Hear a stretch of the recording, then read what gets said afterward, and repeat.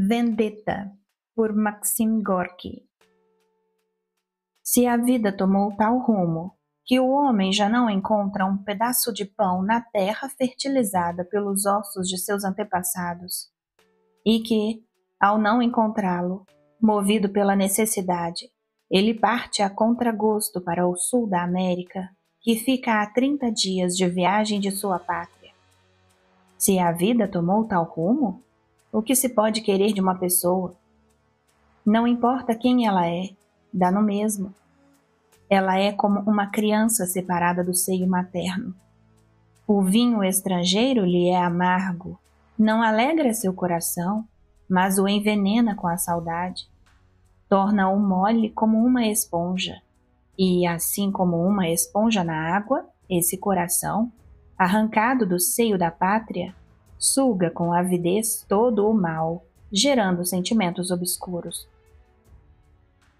Entre nós, na Calábria, os jovens, antes de partir para além do oceano, casam-se. Talvez para que o amor pela esposa aprofunde ainda mais o amor pela pátria, já que a mulher atrai tanto quanto a pátria. E nada melhor para proteger um homem no estrangeiro que o amor, conclamando-o de volta ao seio de sua terra, aos braços da amada. Mas os casamentos daqueles que a necessidade condenou ao exílio quase sempre tornam-se prólogos de terríveis dramas de destino, vingança e sangue. Eis o que aconteceu recentemente na comuna de Senércia, que fica aos pés dos Apeninos.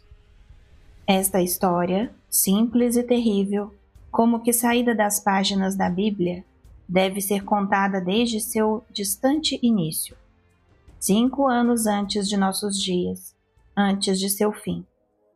5 anos atrás, nas montanhas, no pequeno vilarejo de Saracena, vivia a bela Emilia Braco, cujo marido partira para a América e que passara a viver na casa do sogro. Era uma trabalhadora saudável e habilidosa, possuía uma belíssima voz e um caráter alegre. Adorava rir, gracejar. Gostava de exibir sua beleza, o que provocava desejos ardentes nos rapazes do vilarejo e nos lenhadores das montanhas. Ela brincava com palavras, mas conseguia manter sua honra de mulher casada. Seu riso despertava muitos sonhos doces, mas ninguém podia jactar-se de tê-la vencido. Vocês bem sabem que aqueles que mais sofrem de inveja no mundo são o diabo e a velha.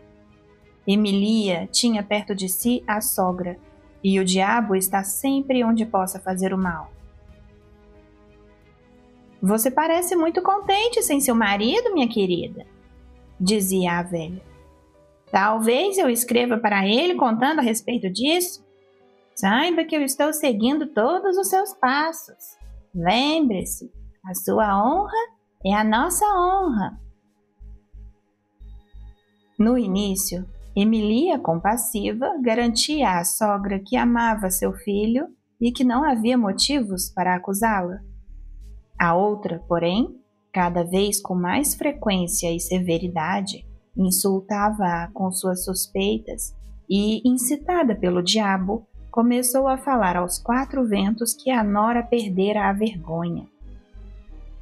Ao ouvir isso, Emilia assustou-se e implorou à bruxa que não a arruinasse com suas invencionices. Jurou não ser culpada de nada diante do marido, que nem em sonhos sentia a tentação de traí-lo.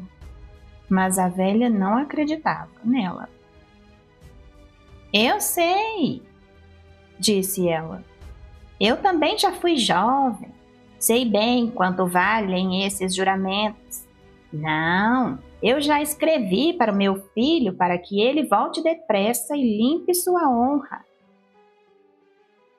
Você escreveu? Perguntou em voz baixa Emilia. Sim. Muito bem. Nossos homens são ciumentos como os árabes. Emilia compreendia bem a ameaça que para ela significava a volta do marido. No dia seguinte, a sogra foi à floresta recolher galhos secos Emilia seguiu-a com um machado escondido embaixo da saia. A própria moça foi até os carabinieri para dizer que matara a sogra. É melhor ser uma assassina do que passar por desavergonhada quando se é honrada, disse ela. O julgamento foi para ela um triunfo. Quase toda a população de Senestia serviu-lhe de testemunha, e muitos, com lágrimas nos olhos, diziam ao juiz: ela é inocente, ela se arruinou sem motivo. Apenas o reverendo arcebispo Cosi decidiu erguer sua voz contra a infeliz. Ele não quis acreditar em sua pureza. Falou da necessidade de manter no povo as velhas tradições. Advertiu as pessoas para que não incorressem no mesmo erro cometido pelos gregos, que haviam inocentado Phryné, arrebatados pela beleza daquela mulher de má conduta. Disse tudo o que era obrigado a dizer e, talvez graças a ele, Emilia foi simplesmente condenada a 4 anos de prisão. Assim como o marido de Emilia, seu paisano, Donato Guarnaccia, vivia no além-mar, tendo deixado na pátria sua jovem esposa, entregue à triste tarefa de Penélope, tecer sonhos sobre a vida e não viver. E então, 3 anos atrás, Donato recebeu uma carta da mãe. A mãe informava ao filho que sua esposa Teresa entregara-se a seu pai, o marido dela, e que agora vivia com ele. Como vocês podem ver, novamente, a velha e o diabo estão juntos. O Guarnaccia, filho, comprou uma passagem no primeiro vapor para Nápoles e, como que caído dos céus, apareceu em casa. A mulher e o pai pareceram surpresos, enquanto ele, um rapagão inflexível e desconfiado, no primeiro momento manteve-se calmo, desejando certificar-se a veracidade da denúncia. Ele ouvira a história de Emilia Braco. Acariciou sua mulher e, por algum tempo, ambos viveram novamente o amor como que em lua de mel, o cálido banquete da juventude. A mãe tentava derramar-lhe veneno nos ouvidos, mas ele a detinha. Basta! Quero me certificar por conta própria da verdade de suas palavras. Não me atrapalhe. Ele sabia que não se pode confiar numa pessoa ofendida, mesmo que ela seja sua própria mãe. Quase metade do verão se passou, calma e pacificamente, e talvez assim se passasse a vida toda. Mas em casa, durante algumas breves ausências do filho, seu pai novamente assediava a nora. Ela resistia à impertinência do velho indecente e isso o encolerizou. De maneira por demais abrupta fora privado dos prazeres daquele corpo jovem, e ele então decidiu vingar-se da mulher. Você vai morrer, ameaçou ele. Você também, respondeu ela. Entre nós, fala-se pouco. Um dia depois, o pai disse ao filho: Você por acaso sabe que sua mulher foi infiel? O outro empalideceu e, olhando diretamente nos olhos do pai, perguntou: O senhor tem provas? Sim. Os homens que gozaram de suas carícias me disseram que ela tem uma grande marca logo abaixo da barriga. Não é verdade? Pois bem, disse Donato, já que o senhor, meu pai, está dizendo que ela é culpada, ela morrerá. O pai meneou a cabeça sem qualquer vergonha.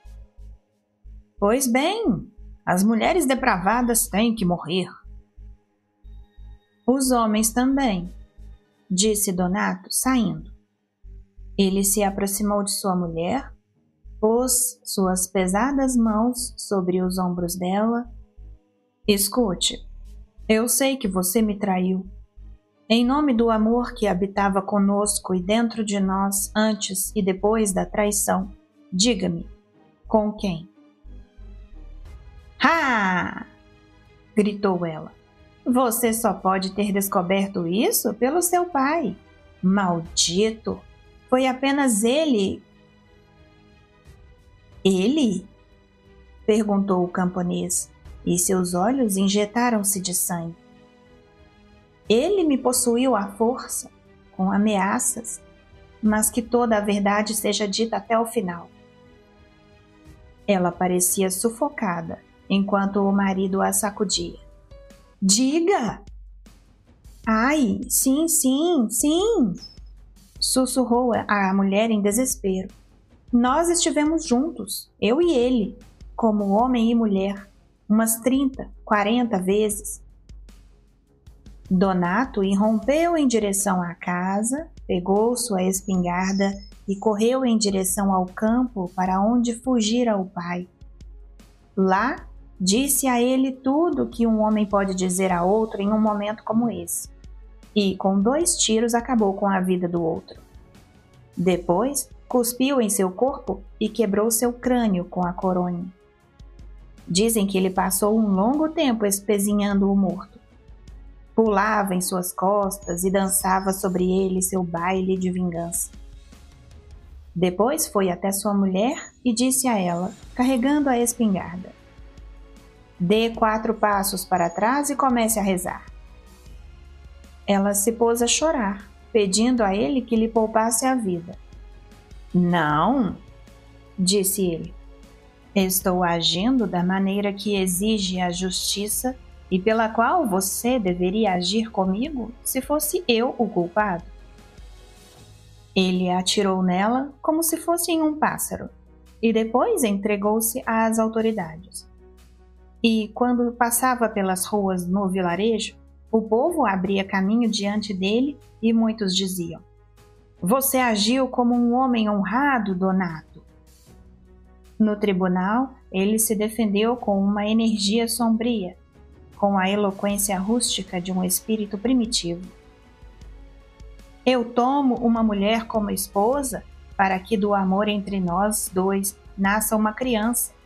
Nela existiremos os 2, ela e eu. Quando se ama, não há pai, não há mãe, há apenas o amor, e ele dura eternamente. Aqueles que o mancharem, mulheres e homens, serão amaldiçoados com a esterilidade, com doenças terríveis e uma morte torturante. A defesa pediu aos jurados que considerassem o assassinato como resultado de um acesso de fúria e de excitação. Os jurados, porém, absolveram Donato, sob uma copiosa salva de palmas, e Donato retornou a Sinércia coroado como um herói. Foi recebido como um homem que seguira à risca as antigas tradições populares da vingança de sangue pela honra ofendida. Pouco tempo depois da absolvição de Donato, sua conterrânea Emilia Braco também foi libertada. Foi na triste época do inverno, quando se aproximavam as festividades do Natal. Nesses dias, as pessoas sentem de maneira especialmente forte o desejo de estar entre os seus, no seio familiar. Emilia e Donato, porém, estavam sozinhos, já que sua glória não era a glória que desperta o respeito das pessoas. Um assassino é sempre um assassino. Ele pode causar espanto, mas apenas isso. Pode ser absolvido, mas será amado? Os 2 tinham sangue nas mãos e o coração partido. Ambos haviam passado pelo difícil drama do julgamento. Ninguém em Sinércia achou estranho quando essas 2 pessoas, marcadas pelo destino, envolveram-se e decidiram tornar mais bela a dura vida um do outro. Ambos eram jovens e precisavam de carinho. O que temos a fazer aqui, em meio às tristes lembranças do passado? Disse Donato a Emilia após os primeiros beijos. Se meu marido voltar, ele me matará, pois eu agora de fato não só em pensamento o traí, disse Emilia. Decidiram partir para além-mar assim que juntassem o dinheiro suficiente para a viagem, e talvez assim conseguissem encontrar neste mundo um pouco de felicidade e um canto tranquilo. Mas ao redor deles havia muitas pessoas que assim pensavam. Nós podemos perdoar um crime passional? Nós aplaudimos o assassinato em defesa da honra. Mas será que agora essas pessoas não vão de encontro às próprias tradições em nome da qual derramaram tanto sangue? Essas opiniões severas, sombrias, ecos de uma inflexível antiguidade, ouviam-se cada vez mais frequentemente, até que chegaram aos ouvidos da mãe de Emilia, Serafina Amato, mulher orgulhosa, forte e que, apesar de seus 50 anos, mantivera a beleza de uma montanhesa nativa. No início, ela não acreditou nos boatos, que muito a ofendiam. Isso é uma calúnia, dizia ela às pessoas. Vocês parecem ter se esquecido de como minha filha sofreu para resguardar sua honra. Não, não fomos nós. Foi ela que se esqueceu disso, respondiam as pessoas. Serafina, que morava em outro vilarejo, foi então até sua filha e disse-lhe: Não quero que falem de você como passaram a falar. O que você fez no passado foi algo justo, distinto, apesar de todo o sangue, e assim deve permanecer para ensinamento das pessoas. A filha pôs-se a chorar e disse: O mundo inteiro é para as pessoas, mas qual é a finalidade das pessoas se elas não existem para si mesmas? Pergunte para um padre se você é tão estúpida que nem isso sabe, respondeu-lhe a mãe. Foi depois até Donato e, com toda a sua energia, advertiu: Deixe minha filha em paz ou o mal recairá sobre você. Escute, pôs-se a implorar a ela o jovem. Estou perdidamente apaixonado por essa mulher que é tão infeliz quanto eu. Deixe-me levá-la para viver sob um novo céu e tudo ficará bem. Com essas palavras, ele apenas jogou mais lenha na fogueira. Vocês querem fugir? Gritou Serafina em fúria e desespero. Não, isso não vai acontecer. Eles se afastaram, rosnando como animais e olhando um para o outro com olhos em chama, como inimigos implacáveis. Desse dia em diante, Serafina pôs-se a seguir o casal apaixonado, qual cão inteligente atrás da caça, o que, porém, não os impedia de se encontrarem às escondidas, de madrugada. O amor, afinal, é sorrateiro e astuto como um animal. Mas, certa vez, Serafina conseguiu ouvir sua filha e Guarnatia discutindo o plano para a fuga. E foi nesse terrível momento que ela decidiu fazer algo horrendo. No domingo, o povo reunira-se na igreja para ouvir a missa. Na frente, de pé, ficavam as mulheres, usando véus e vistosas saias festivas. Atrás delas, de joelhos, os homens. O casal apaixonado também viera para rogar à Madonna em favor de seu destino. Serafina Amato chegou à igreja depois de todos, também vestida com roupas festivas, usando uma saia e, sobre ela, um largo avental de lã colorida. Sob o avental, um machado. Lentamente, com uma oração nos lábios, ela se aproximou da imagem do arcanjo Miguel, patrono de Sinércia.